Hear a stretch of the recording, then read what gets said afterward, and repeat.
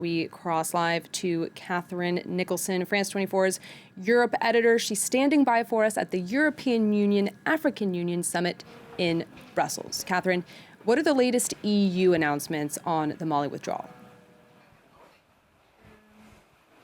Well, this announcement wasn't necessarily a huge surprise to the EU's leaders or the leaders of the other EU member states, but they are certainly giving their reactions to it now that it's come. The head of foreign policy for the European Union, Josep Borrell, saying that the EU is seeking guarantees from Mali's military junta now about the safety of EU forces that are present in Mali. As you said, there are EU military and civilian training missions operational out there. The military ones have been there since 2013.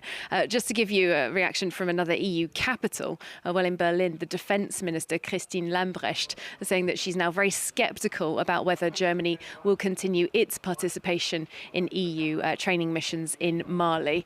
Germany has about 1,500 troops in Mali at this point. Now, actually, only about 300 of them are involved in the EU mission, and the other 1,200 in a United Nations mission. However, the mandate for both of those expires at the same time pretty soon on May the 31st. Christine Lambrecht saying, look, the issue now is, can we ensure the safety of these German soldiers that are in Mali? The French, as the hugely dominant force out in Mali, had been providing, for example, a field hospital, a combat helicopter, all that ensuring the safety of everybody else. And Christine Lambrecht says that she believes that if France withdraws and no other country steps in, then Germany will have to very seriously debate whether they can continue, because the entire basis for their participation will have changed. Now, to what extent are these announcements regarding Mali overshadowing this EU-AU summit where you are?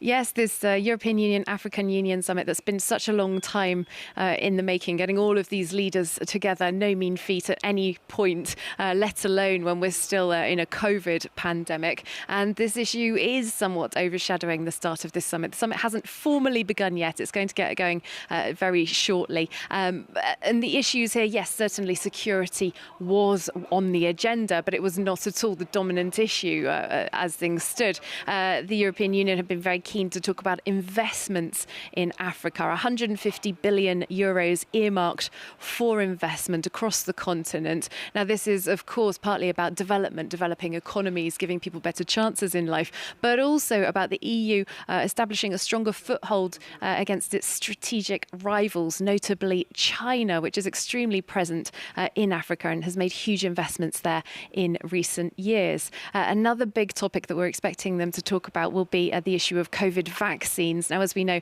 Africa as a continent is the least vaccinated continent on Earth at this point, and it's a massive sore point. South Africa has been one of the countries pushing hardest to have intellectual property or patents temporarily waived, they say, so that other places, other parts of the world can produce the same vaccines locally at a lower cost. The European Union has been resisting this firmly for quite a long time. They insist that they're giving donations of vaccines. They say this is very important and that this vaccine patent waiver wouldn't necessarily be a silver bullet that would fix the problem because of issues, they say, with production capacity, for example, in other countries. But we can certainly expect this to come up, if not be resolved today. Well, in other developments, quickly, before we let you go, Catherine, EU leaders are also meeting in Brussels today for an emergency meeting on Ukraine. Tell us more about that.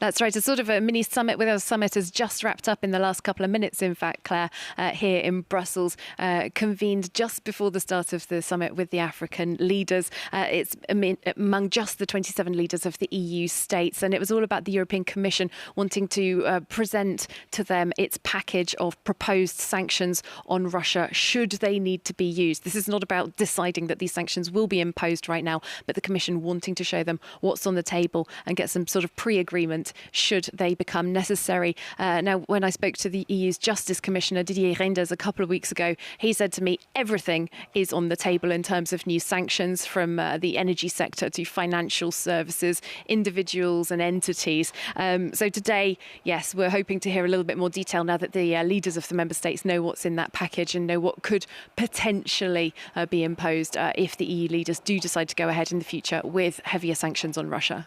All right. Thank you, Catherine, for all of those updates. France 24's Catherine Nicholson reporting live for us from Brussels.